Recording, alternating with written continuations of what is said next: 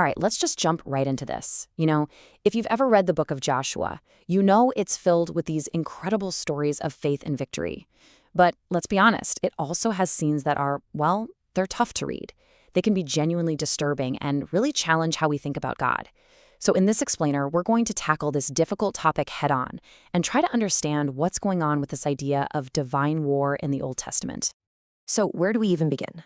Well, to really get to the bottom of this, we've got to face the problem square on. There's no use sugarcoating it. We need to look directly at the exact words, the passages that raise these difficult questions in the first place. And here it is. This is one of those verses that just stops you in your tracks. Utterly destroyed all that breathed. I mean, wow. The text is crystal clear. This wasn't an accident. It was a command from God. And that immediately throws up this huge ethical and theological problem for us. And that really is the central question, isn't it? How do you hold both of these things at the same time? A God of mercy and love on one hand, and a divine command for what looks like total annihilation on the other. How do those two things possibly fit together? Well, let's dig into the context the source material gets us.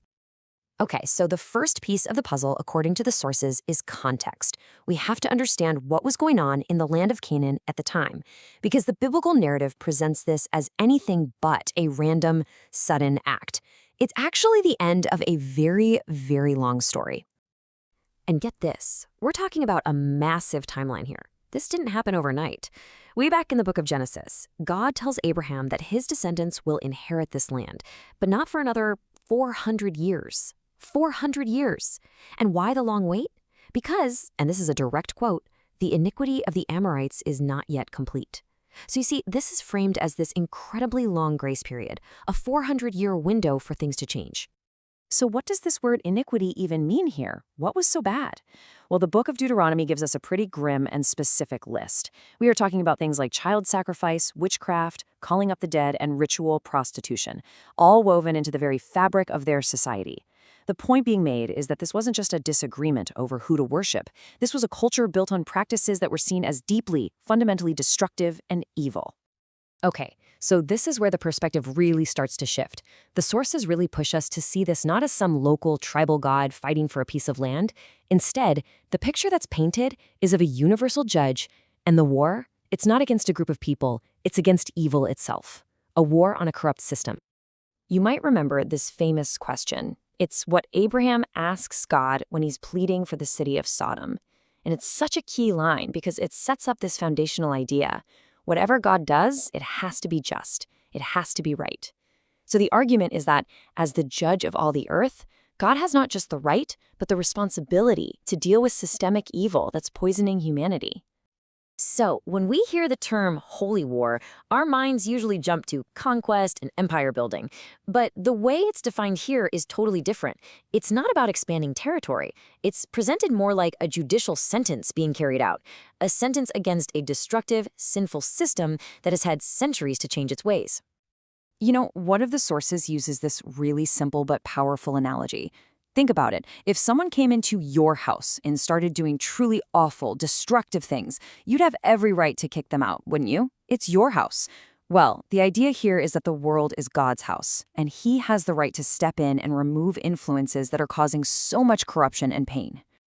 And here's a crucial point that shows this wasn't about favoritism or ethnicity. It was about behavior. Because when an Israelite, a guy named Achan, did the very same thing, when he adopted those corrupt Canaanite practices by stealing forbidden goods, he and his family faced the exact same severe judgment. It's a stark reminder that in this story, the rules applied to everyone. Israel didn't get a free pass. Okay, this next part adds another really important layer to the whole picture. The text seemed to draw a clear line between what God originally intended to happen and what actually happened in the end. And the difference? Well, it all came down to individual choice.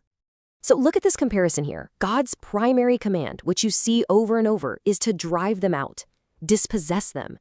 The goal was to uproot the toxic, corrupt culture. But what happens when they refuse to leave? When they harden their hearts and choose to fight back? That's when the consequence shifts from just being driven out to being destroyed. Their decision to fight is what escalated the outcome. And we have solid examples of this in the text. It's not just theory. Think about Rahab. She was a Canaanite, but she chose to help the Israelites, and her entire family was saved. Or the Gibeonites. That was a whole group of people. They made a peace treaty, and they lived. This shows it wasn't some blanket death sentence. Annihilation was the end of the road for those who, as the text puts it, obstinately continued to rebel. All right, so we've waded through some really heavy, difficult stuff. But now, the biblical story takes a turn. It pivots away from judgment and war to show us the ultimate goal, the final vision for all of humanity. And that vision, it's not more fighting, it's peace. And this is where we get this incredible prophecy. The prophets start looking forward to a coming Messiah. And what's his title going to be? Not King of War or Mighty Conqueror. His name will be the Prince of Peace. That tells you everything, doesn't it? It suggests that war, in this whole narrative, is a terrible temporary tool to deal with evil, but it is absolutely not the end game. It's not God's final word. I mean, just listen to this vision for the future. They shall beat their swords into plowshares and their spears into pruning hooks, taking the very things designed to kill and turning them into tools that create life and grow food. It's this beautiful picture of a world where war is so forgotten we don't even learn how to fight anymore. That is the ultimate goal. And it's that vision of peace that provides the final context for all the difficult passages we looked at earlier.